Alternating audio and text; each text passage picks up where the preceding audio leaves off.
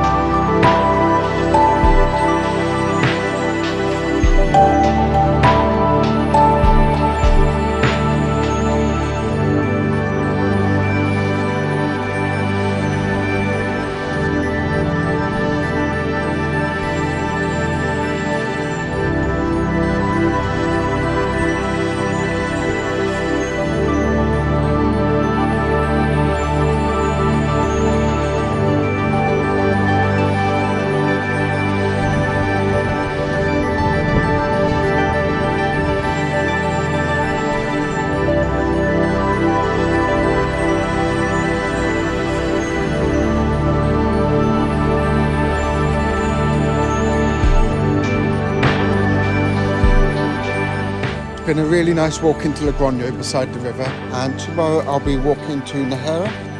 Thanks for watching, and hit that subscribe button, and I'll see you on the next video.